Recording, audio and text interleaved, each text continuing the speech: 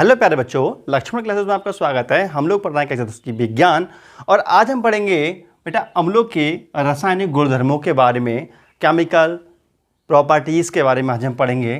तो पहला जो गुणधर्म है उसका नाम है सक्रिय धातुओं से क्रिया। क्या है बेटा? सक्रिय धातुओं से क्रिया। हेडिंग डाल लो बेटा, सक्रिय धातु से क्रिया। तो देखो सक्रिय धातु कौन कौन सी होती हैं, जैसे कि सोडियम है, ठीक है, सोडियम मैग्नीशियम, जैसे सोडियम मैग्नीशियम जिंक, ये धातु सक्रिय धातु हैं और इन धातुओं से क्रिया करके जो अम्ल है वो हाइड्रोजन गैस को विस्थापित कर देता है। तो बेटा सामान्य इसके रिएक्शन कैसे लिखेंगे? जैसे अम्ल लिखेंगे, ठीक है, देखो अम्ल प्लस कोई भी सक्रिय धातु ले लो, सक्रिय धातु जब ये आपस में रिएक्शन करते हैं तो बेटा बनता है लवण। क्या बनता है? लवण। और बेटा निकलती है हाइड्रोजन गैस, और बेटा निकलती है हाइड्रोजन गैस। देखो समझो इस चीज़ को बेटा, मतलब ये रिएक्शन, पहली रिएक्शन ये है सक्रिय धातु से क्रिया। जब कोई भी सक्रिय धातु अम्लों से क्रिया करती है तो हाइड्रोजन गैस विस्थापित होती है या हाइड्रोजन गैस निकलती है। एग्जाम्पल देख लो इसके जरा। तो बेटा कोई भी अम्ल ले लो, मान लीजिए हमने ले लिया, यहाँ पर हमने कोई भी अम्ल ले लिया, मान लीजिए यहाँ पे हमने ले लिया HCl ले लिया, 2HCl, ठीक है। अब HCl में हम क्या काम करें बेटा? देखो अम्ल ले लिया, हमने इसमें क्या डाल दें? सक्रिय धातु डाल दें। हमने कोई भी धातु मान लीजिए सोडियम डाल दी, ठीक है। तो देखो क्या होगा, तो जब सोडियम डाल देंगे तो बेटा देखो 2NaCl निकल जाएगा। क्या निकल जाएगा? 2NaCl। बेटा एक NaCl ये है, एक NaCl ये है, क्या हो गया? 2NaCl निकल गया। 2NaCl क्या होता है? एक लवण होता है। प्लस क्या निकल जाएगा बेटा? हाइड्रोजन गैस रिमूव हो जाएगी, H2 गैस रिमूव हो जाएगी। तो समझ में आया? जब भी कोई भी सक्रिय धातु किसी अम्ल से क्रिया करती है तब लवण बनता है और हाइड्रोजन गैस रिमूव होती है, ठीक है। अब ये क्रिया अगर हम H2SO4 से करा करके दिखाएं बेटा, देखो ये एग्जाम्पल दे रहे हैं हम अपनी बात के, ठीक है। अगर हम मान लीजिए यही क्रिया हम कराएं, सोडियम की क्रिया करा दें हम H2SO4 से, किससे करा दें? H2SO4 से करा दें, तो देखते हैं क्या होता है। तो बेटा देखो, तो हाइड्रोजन गैस प्राप्त हो निकल जाएगी, ठीक है, और हमें प्राप्त होगा Na2SO4। क्या प्राप्त होगा बेटा? हमारे लिए प्राप्त होगा Na2SO4 प्लस हाइड्रोजन गैस हो जाएगी रिमूव, ठीक है। अब यही क्रिया अगर हम मैग्नीशियम के साथ कराते तो क्या होता? देखो मैग्नीशियम प्लस H2SO4, तो देखते हैं क्या प्राप्त होता है। हमें प्राप्त होगा बेटा यहाँ पे MgSO4 प्लस हाइड्रोजन गैस निकल जाएगी। समझ आ रही बेटा बात? ये क्या है? ये एक लवण है, मैग्नीशियम सल्फेट क्या है? ये एक लवण है और ये एक हाइड्रोजन गैस है। ये सोडियम सल्फेट यहाँ लिख देना बेटा, सोडियम सल्फेट ये क्या है? लवण है और ये हाइड्रोजन गैस है। ये भी है, ये है NaCl नमक है, ये भी एक लवण है। तो लवण प्राप्त होता है। और यहाँ पर हमारे लिए मान लीजिए अगर हम जिंक से रिएक्शन कराते तो क्या प्राप्त होता है बेटा? देखो चौथी रिएक्शन देख लो, Zn प्लस H2SO4, ठीक है। तो हमें प्राप्त होता बेटा ZnSO4, दो Zn यहाँ चले जाता, ठीक है। यहाँ देखो Zn यहाँ चले जाएगा तो जाएगा ZnSO4, ठीक है। जिंक सल्फेट एक लवण हो गया और प्लस हाइड्रोजन गैस यहाँ से रिमूव हो जाती। तो मेरे कहने का मतलब ये है, कोई भी सक्रिय धातु जब अम्ल से क्रिया करती है तब लवण बनता है और हाइड्रोजन गैस निकलती है। लिखो बेटा, एंड डालनी आपने। अब लिखो, जब कोई सक्रिय धातु अम्ल से क्रिया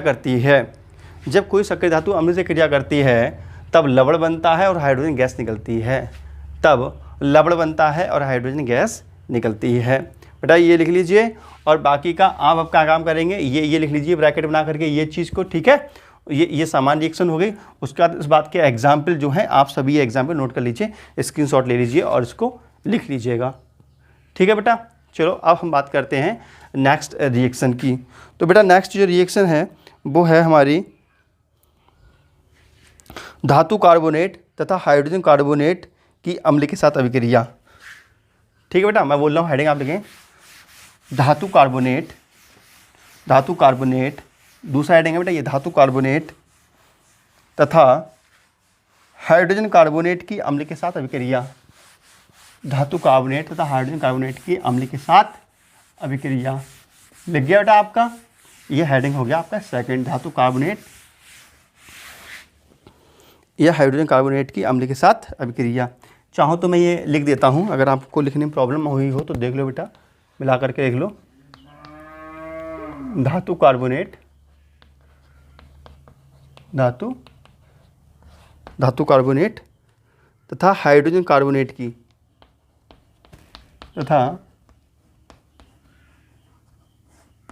हाइड्रोजन कार्बोनेट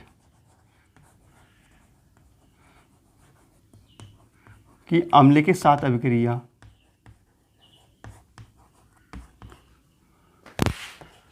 अम्ल के साथ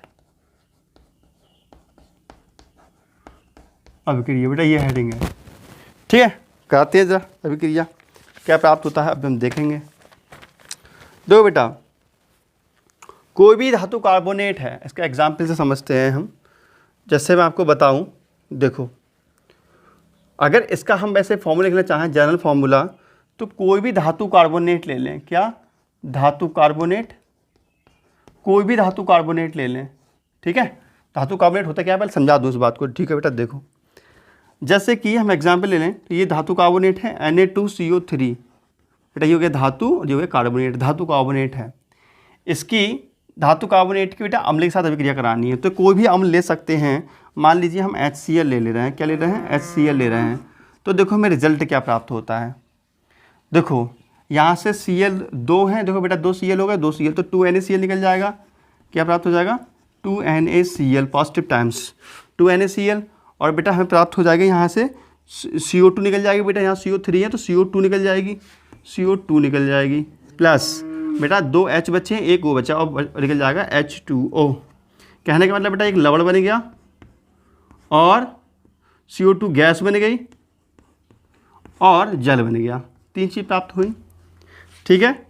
ये क्या है, धातु कार्बोनेट। ये क्या है, धातु कार्बोनेट, या सोडियम कार्बोनेट कह सकते हो या धातु कार्बोनेट कह सकते हो। और ये क्या है, अम्ल है। तो बेटा जब भी कोई धातु कार्बोनेट, बेटा ये धातु, ये कार्बोनेट है, ठीक है। जब भी कोई धातु कार्बोनेट अम्ल से क्रिया करता है तब लवण बनता है, CO2 गैस बनती है और जल बनता है, ठीक है। अगर बेटा हम हाइड्रोजन कार्बोनेट ले तो क्या होगा, देखो बेटा NaHCO3, ये है सोडियम हाइड्रोजन कार्बोनेट। बेटा इसका क्या नाम है, सोडियम हाइड्रोजन कार्बोनेट। ये सोडियम हाइड्रोजन कार्बोनेट है बेटा, इसमें HCl डाल दो और जब HCl डालते हैं तो देखते हैं होता है क्या। देखो Na और Cl बेटा यहाँ से निकल जाता है, NaCl लवण बनता है। प्लस बेटा देखो CO3 है तो CO2 गैस निकल जाएगी, CO2 गैस, कितना O बचा है, 1 O बचा है, 2 H बचे हैं, ठीक है। तो H2O, तो कहने मतलब बेटा लवण बना है प्लस गैस बनी है प्लस जल बना है। बात समझ में आ गई। तो कहने का मतलब ये है बेटा, कोई भी धातु कार्बोनेट या हाइड्रोजन कार्बोनेट किसी अम्ल से क्रिया करता है तब क्या बनता है, लवण बनता है, CO2 गैस बनती है और जल बनता है, ठीक है। इसको एक जनरल रिएक्शन के फॉर्म में ऐसे लिख सकते हो, धातु कार्बोनेट या धातु हाइड्रोजन कार्बोनेट। इसको धातु हाइड्रोजन कार्बोनेट बोल सकते हैं ना, धातु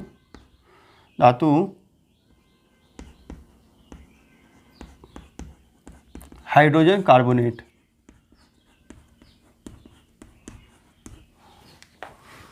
अम्ल से क्रिया करते हैं, कैसे बेटा क्रिया करते हैं, अम्ल से।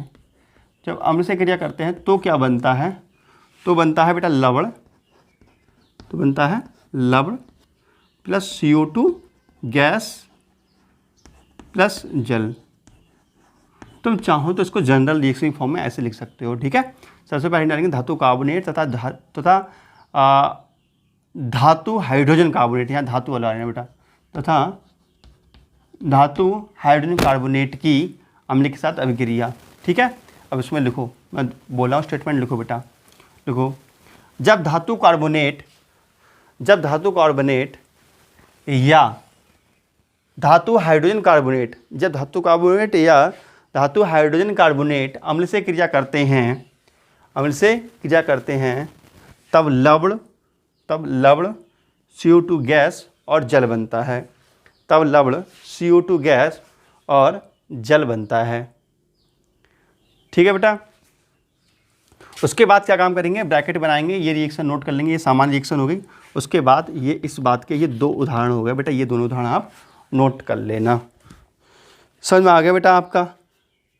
ठीक है।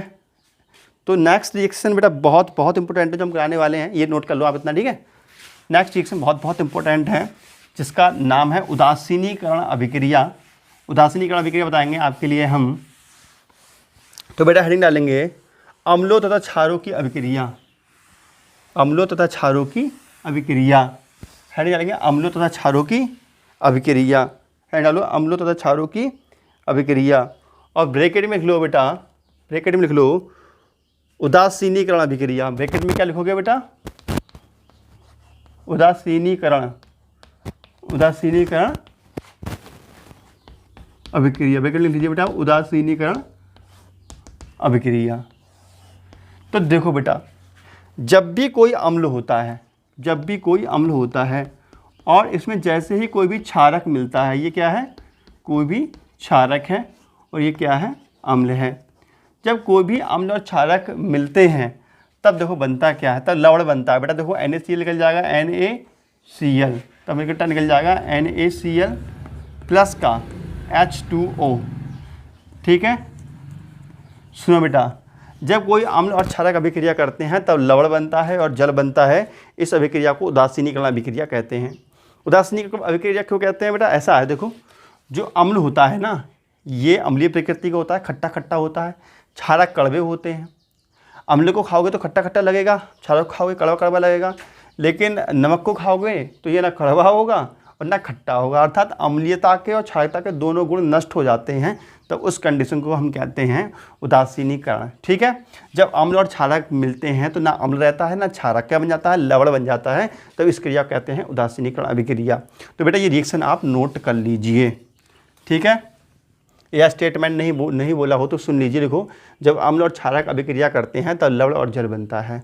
उसके बाद ये रिएक्शन नोट कर लीजिए। तो बेटा ये उदासीनीकरण अभिक्रिया हो गई आपकी। ठीक है। तो आपकी बस एक रिएक्शन और रह गई है, फिर ये टॉपिक दी एंड हो जाएगा। अब हेडिंग है बेटा धात्विक ऑक्साइडों की अम्ल के साथ अभिक्रिया। धात्विक ऑक्साइडों की अम्ल के साथ अभिक्रिया, इस पर भी इम्पोर्टेंट लगा लो जब हेडिंग बोल रहा हूँ बेटा। जो हेडिंग बोल रहा हूँ इस पे भी इम्पोर्टेंट लगा लो, ये भी आती है पेपर में। तो धात्विक ऑक्साइडों की क्या है, धात्विक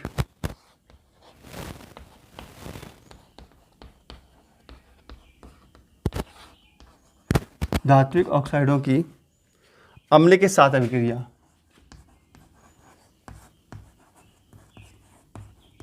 अम्ल के साथ अभिक्रिया। बेटा मैं आपको बता दूं, आपके जितना भी NCERT में दिया हुआ है मैं आपका 100% कराते हुए चल रहा हूं। आपको ज़्यादा फालतू पढ़ने की जरूरत नहीं है किसी प्राइवेट बुक्स वगैरह से। जितना मैं NCERT करा रहा हूँ इतना करिएगा, आपके 100 में से 100 नंबर आ जाएंगे। बहुत सारे स्टूडेंट के आए भी हैं। ठीक है। तो बेटा देखो, कोई भी धातु ऑक्साइड है, धातु ऑक्साइड कौन से होते हैं बेटा, धातु और ऑक्सीजन का मिक्सिंग। ये जैसे धातु ऑक्साइड ये है। ठीक है। अब धातु ऑक्साइड किसी भी धातु ऑक्साइड किसी भी अम्ल से क्रिया करता है बेटा, ये हो गया धातु या ऑक्सीजन। धातु ऑक्साइड किसी भी अम्ल से क्रिया करता है तब बनता है बेटा लवण और जल बनता है। ठीक है।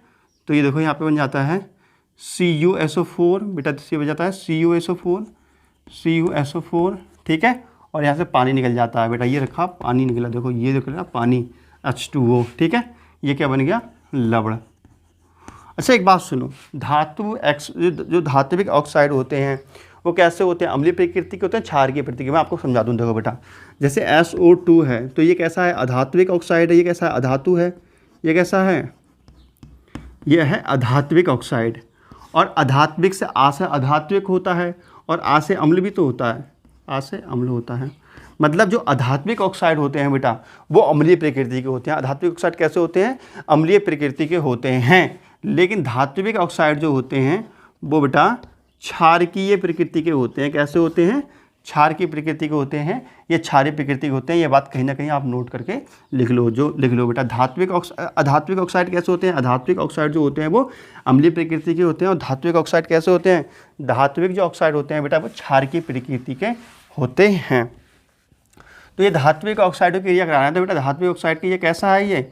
ये क्षारकीय प्रकृति का होगा, ठीक है। और ये अम्ल तो लिखा हुआ है ही साफ साफ, तो क्षारक और अम्ल मिलते हैं तो क्या बनता है? लवण और जल। इस सभी क्रिया क्या कहते हैं? उदासीनीकरण अभिक्रिया भी कहते हैं। ये भी हम अभी पढ़े हैं इन चीज़ों को, ठीक है। तो बेटा हेडिंग था धात्विक ऑक्साइडों की अम्ल के साथ अभिक्रिया। तो सीधे उत्तर हो जाएगा, जब धात्विक ऑक्साइड अम्ल के साथ अभिक्रिया करते हैं तो लवण और जल बनता है। इस अभिक्रिया को भी हम उदासीनीकरण अभिक्रिया के नाम से जानते हैं। एक एग्जाम्पल और देख लीजिए अच्छा इसका। देखो बेटा, जैसे जिंक ऑक्साइड है, ठीक है। इसकी HCl से क्रिया करा दो, चलो, तो क्या प्राप्त होगा हमारे लिए?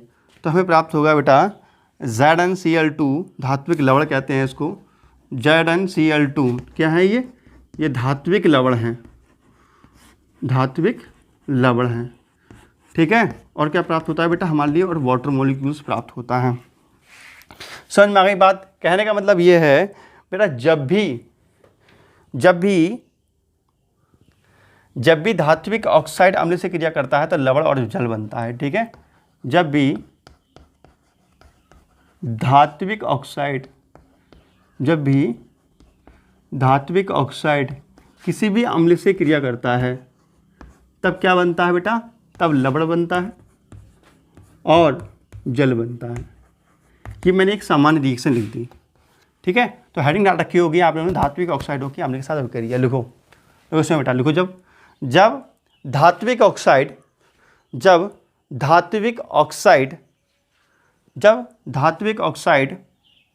अम्ल से क्रिया करते हैं तब लवण और जल बनता है, ठीक है। तब लवण और जल बनता है, ठीक है। नई लाइन लिखिएगा, धात्विक ऑक्साइड क्षार की प्रकृति के होते हैं। धात्विक ऑक्साइड क्षार की प्रकृति के होते हैं और ये अम्लों से क्रिया करके लवण बनाते हैं, और ये अम्लों से क्रिया करके लवण और जल बनाते हैं। इसलिए इन्हें उदासीनीकरण अभिक्रिया भी कहते हैं, ठीक है बेटा। अब आप इसको नोट करिएगा, और ये जो रिएक्शन जो है आप इसके एग्जाम्पल के तौर पर नोट कर सकते हैं, ठीक है। समझ में आया बेटा? तो मैं आपको बताऊं बेटा, आपकी बुक है ना, आपकी बुक में एक रिएक्शन और दी है, वो है अधात्विक ऑक्साइडों की क्षारकों के साथ अभिक्रिया है। अभी हम क्या कर रहे थे बेटा? धात्विक, ठीक है, धात्विक ऑक्साइडों की हम अम्लों के साथ अभिक्रिया कर रहे थे। अब जो हेडिंग है बेटा वो क्षारक की है, एक ही दी है आपकी पूरी बुक में क्षारक वाली, तो वो भी हम आपको करा ही देते हैं, ठीक है। तो देखेंगे बेटा, हेडिंग डाल लीजिए, लास्ट हेडिंग है आपकी अधात्विक ऑक्साइडों की अम्लों के साथ अभिक्रिया, अम्लों के लिए बेटा क्षारकों के साथ अभिक्रिया, ठीक है ना। लास्ट हेडिंग है, इसको नोट करके हेडिंग डाल लेना, क्योंकि ये बिल्कुल अलग चीज़ है। क्योंकि हम पढ़ क्या रहे हैं? हम पढ़ रहे हैं अम्लों के गुण, लेकिन ये क्षारक आ गया। क्या आ गया? क्षारक आ गया। लेकिन पढ़ना क्यों है बेटा? किताब में दिया इसलिए पढ़ रहे हैं, लेकिन क्षारक है वास्तव में, ठीक है।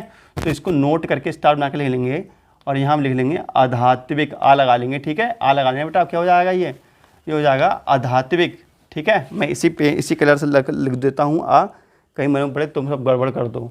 अधात्विक, ठीक है, इसको बोलेंगे अधात्विक ऑक्साइडों की क्षारकों के साथ अभिक्रिया, अधात्विक ऑक्साइडों की क्षारकों के साथ अभिक्रिया, ठीक है। तो बेटा देखो, अधात्विक ऑक्साइड को भी देख लो, जैसे कि अधात्विक ऑक्साइड लेना ना हम लोगों के लिए बेटा, अधात्विक ऑक्साइडों की क्षारकों के साथ अभिक्रिया, ठीक है। कोई भी क्षारक ले लो, चलो देखते हैं। जैसे मान लीजिए बेटा NaOH है, ये क्या है? क्षारक है। इसकी क्रिया करा रहे हैं हम कोई भी अधात्विक ऑक्साइड से करा रहे हैं। अधात्विक ऑक्साइड कौन सा? CO2 ले लो, ये अधात्विक ऑक्साइड तो है, इसकी हम क्रिया करा रहे हैं, तो हमें प्राप्त होता है बेटा Na2CO3 प्लस H2O, ठीक है। देखो बेटा Na2CO3 प्लस H2O, ठीक है, यह हमें प्राप्त होता है, मतलब लवण प्राप्त हुआ और जल प्राप्त हुआ। ये क्या है? क्षारक है, और ये क्या है? अधात्विक है। यह बेटा अधात्विक ऑक्साइड है। ये क्या है? अधात्विक ऑक्साइड है, ठीक है। अगर मान लीजिए हम लेते हैं CaOH का होल ट्वाइस, ये भी क्षारक होता है बेटा, इसकी क्रिया कराते हैं CO2 से तो हमें प्राप्त होता है CaCO3 कैल्शियम कार्बोनेट प्लस जल प्राप्त होता है। ठीक है, तो ये क्षारक है, ये क्या है, क्षारक है। और अधात्विक ऑक्साइड कैसे प्रकृति का होता है बेटा, अधात्विक ऑक्साइड अम्लीय प्रकृति का होता है, तो बेटा ये अम्लीय प्रकृति का है, तो ये लवण बनता है। कैल्शियम कार्बोनेट लवणी तो होता है, कैल्शियम कार्बोनेट का नाम क्या है वैसे, इसका नाम है बेटा कैल्शियम कार्बोनेट। अब ये जल के साथ ये देखो बेटा, जब क्षारक अम्ल के साथ अभिक्रिया करता है तो लवण बनता है और जल बनता है, इस अभिक्रिया को उदासीनीकरण अभिक्रिया भी कहते हैं।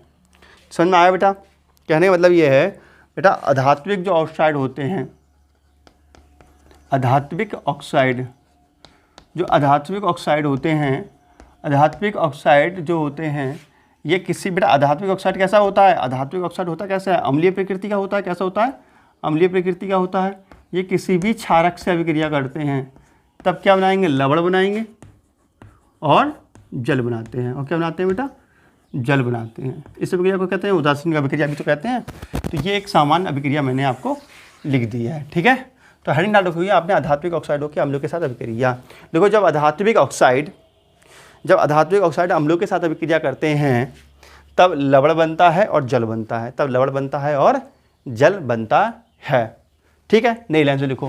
देखो, अधात्विक ऑक्साइड, देखो बेटा, अधात्विक ऑक्साइड अम्लीय प्रकृति के होते हैं, अधात्विक ऑक्साइड अम्लीय प्रकृति के होते हैं, इसीलिए ये क्षारकों से अभिक्रिया करके लवण और जल बनाते हैं, इसीलिए क्षारकों से अभिक्रिया करके लवण और जल बनाते हैं। अर्थात इन अभिक्रियाओं को उदासीनीकरण अभिक्रिया के नाम से भी जानते हैं, अर्थात इन अभिक्रियाओं को उदासीनीकरण अभिक्रिया के नाम से भी जानते हैं। ठीक है बेटा, तो नेक्स्ट लेक्चर में हम देखेंगे इन टेक्स्ट क्वेश्चन, पेज नंबर जो भी 24 पे लिखे हुए हैं। तो वीडियो अच्छी लगी तो कर दीजिए लाइक, चैनल कर दीजिए सब्सक्राइब, कमेंट जरूर करिएगा वीडियो आपको कैसी लग रही है। तो मिलते हैं नेक्स्ट वीडियो में, तब तक नमस्कार, जय Hind, Vande Mataram, okay, bye bye बेटा।